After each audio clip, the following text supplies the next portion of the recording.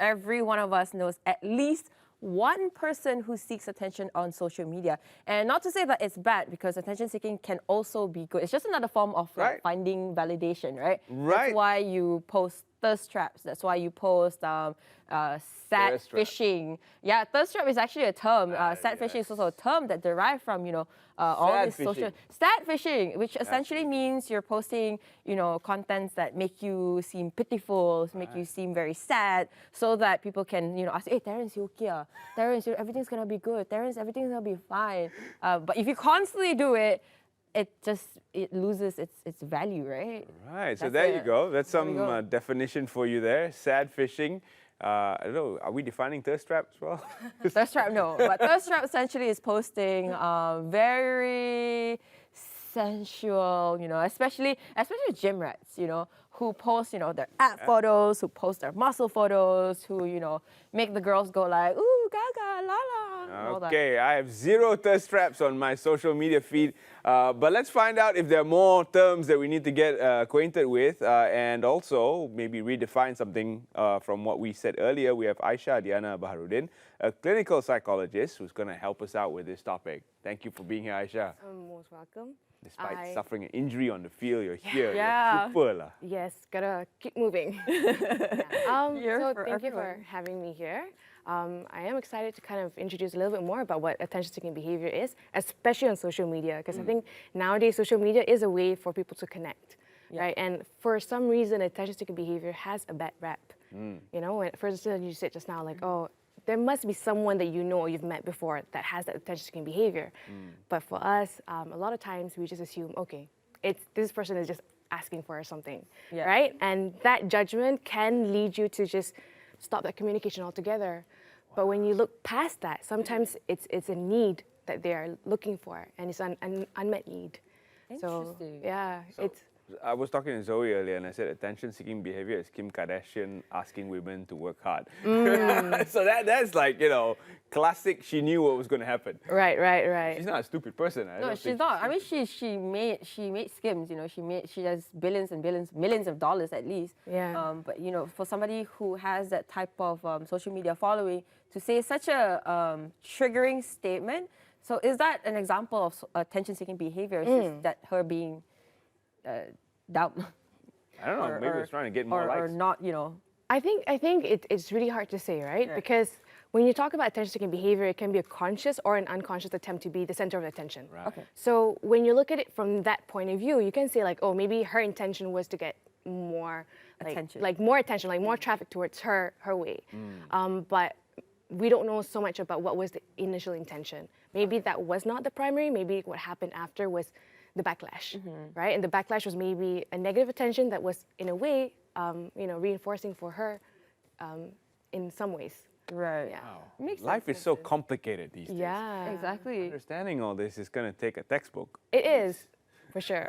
So help us break down, where does attention-seeking behavior become bad? Okay, so I think the most important thing that we need to understand is attention-seeking behavior is a normal human behavior. So we don't want to pathologize and be like, oh yeah, this person is bad because he's engaging in these behaviors. Because when you start to look at it from that point of view, as I mentioned earlier, it just narrows down your communication, right? But when you look at it as it's a normal human development, you know, for us as like for children, the first thing that they want to get is attention from their parents, right? So that's how they connect that sense of attachment. When you don't have that, that's when you start to engage in other behaviors. Unfortunately, other behaviors are more, it's easier because you get it straight away. Like the tantrum, straight away you're gonna get your attention, right? Maybe it's not the positive attention, maybe it's the negative attention, but at the end of the day, it's still attention, right? So when we look at it from that point of view, right, and the parents are not able to fulfill those needs, they then learn, okay, in order for me to get attention from my parents, I have to continue doing the same thing over and over again. And that becomes like a pattern. Right? Until that pattern gets broken, maybe through you know, other external help or through professional help, that's where there's an opportunity for growth. Yeah, right. Very interesting. And you mentioned earlier, because again, our focus here is specific on social media and how social media has basically taken over our lives. And like you said, it's neither how you, it depends on how you use it. Yeah. If you use it for, attention-seeking, behavior, you want people to get attention on you, that it might seem bad. Yeah. But what are some of the good things that have come out from social media for people who, like you said, sometimes when they want to seek attention, they're probably just really asking for help, right? Yes. Or they just want Yes. that attention. They're missing something from their lives.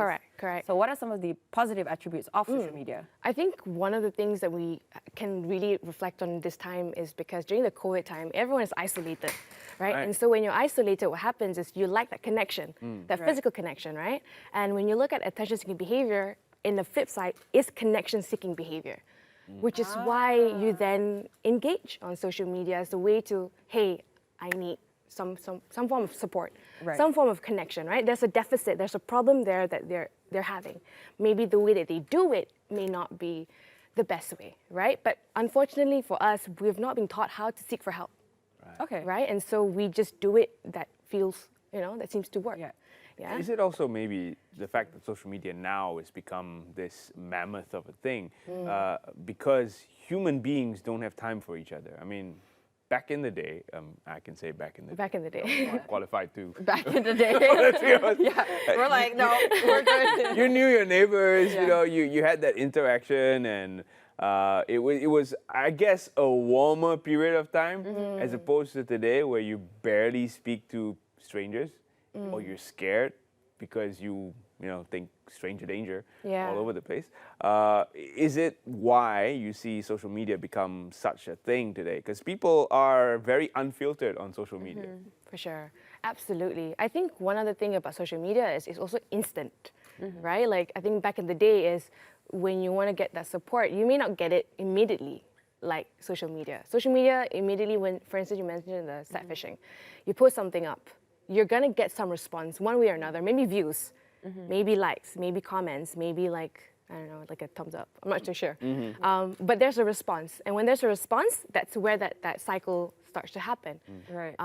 So I guess if you compare back in the day to now, we're working with different league altogether. Right. Yeah. I think now children are even on social media, and if we're not being monitored properly, they then think this is a way for them to connect. Right. Yeah. Is attention-seeking behavior in relation to any other underlying, mental disorder or mental, problems as well? Because I've read somewhere that it's connected to, it's a very thin line, but it's connected to like borderline personality behavior, mental, I don't want to call it disease or anything like that. What's a PC term that we're using now? We can just go for mental health disorders. Mental health, or psychological difficulties. All right. So is it linked to any of those problems All right. or diseases? I think one way to look at this is that attention-seeking behavior is or can be seen in those without mental health disorders and also those with mental health disorders. Okay. It can be manifested differently. So if you're talking about histrionic and borderline personality disorder, it kind of goes back to the attachment back in the childhood. As I mentioned earlier, that attachment, that attention, connection have been missing since their formative years. Right. And so that became their pattern. And so that's where the personality disorder comes up. Right? So when that pattern is not being managed earlier on, it becomes a different set of, I guess, presentation. Right. But you also have, for instance, like children with attention deficit hyperactive disorder. They get confused because they'd be like, oh, these kids are just seeking for attention, right? But truth is, for kids who are actually exhibiting these behaviors because they are struggling internally, they just don't know how to do it in a way that makes sense for everyone else.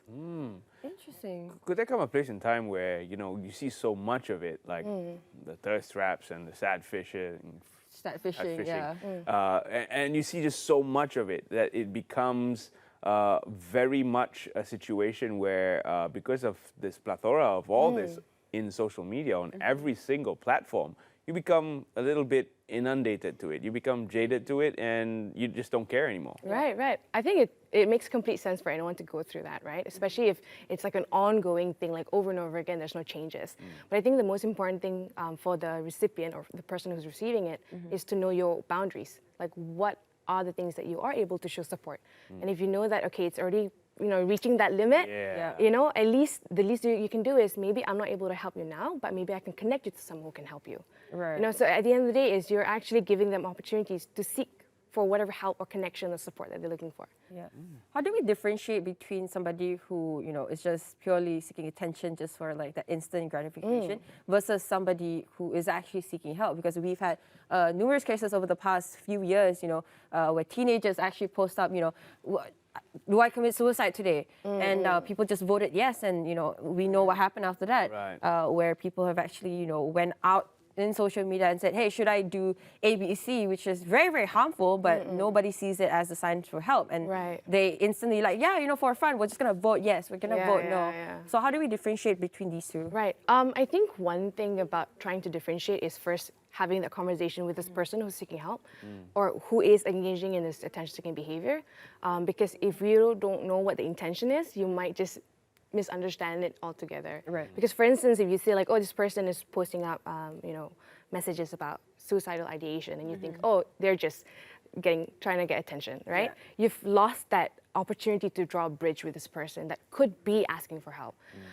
But for instance, if this person is really trying to get attention and trying to get views and likes, you can sort of observe it from afar, that even when they do get that support, they're still engaging in those behaviors, then maybe it's a different problem altogether. Okay. Yeah.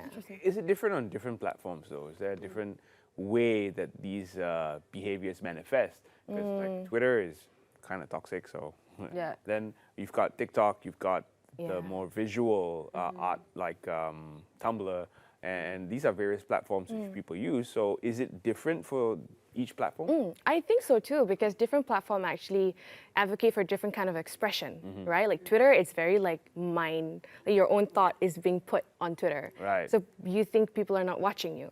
And then TikTok is a lot on like the performance, and Instagram is a lot on like, I don't know, I guess it's like very personal as well. It really depends on how you see it. But I do think it differs based on the expression that's being used there. Interesting. I'm actually curious. When you post on social media, do you find, or do you actually wait, or have that need to like, hey, I'm not getting, because as especially for influencers, very much tied to the numbers, the likes, the view counts, the comments, is very much tied to our job. How do we, as people who rely on social media for our, period nasi lah, they call it in Malay, try not to engage in this, attention seeking, try not to like be very negative and very, very tied to our self-esteem is what I'm trying to say. Oof, that's a really hard question. How do we, because you see a lot of, even Taylor Swift is taking a break from social media, Taylor Swift's taking a break from social media? Yeah, she's taking a break. She's not posting. I think she still has social media, but she took a break. Kendall Jenner is very known to take off from social media. Even Selena Gomez at one point, she doesn't even have the password to her account. It's just because at the end of the day, with these people with large amount of following, again, it's very much tied to their job, and that's true. Your job is also very much tied for some people tied to your personality and who you are as a person. So how do I not make sure that I keep myself in check and be like, the numbers, the counts, the view and everything is not tied to my self-worth. Right. I think the most important thing, what you just mentioned just now, is a lot of the celebrities have kind of turned off or paused their social media. In a way, it's trying to create balance in their life. It's not just the on-screen, it's the off-screen, right? And I guess for an influencer, I mean, it's hard to say, but really understanding what is your intention to begin with. Like when you got into this field, your intention is to do what? Right, and sometimes you're working with a different kind of resources because you need to get the likes, you need to get the views, you need to be known. So I guess when you mentioned earlier, like, are you guys attention-seeking behavior? Because you guys are in the box, in that category. Right, yeah. But the way I see it is functional because you need it in order to do your work. Correct. Right, so in some ways, when you look at attention-seeking behavior, it's a functional behavior. It's just how it's being perceived when it's being represented wrongly. Right. So for younger people who are born basically attached to their gadgets, is it more nuanced? Is the conversation that parents who have not been attached to their gadgets going to have with their kids going to be a more nuanced thing? How do we understand our kids who are born attached to gadgets, attached to social media? I think nowadays, especially the generation now, they were born into the technology, right? It's hard to just take that away completely, because at the same time it has also compensated that lack of connection, the physical connection.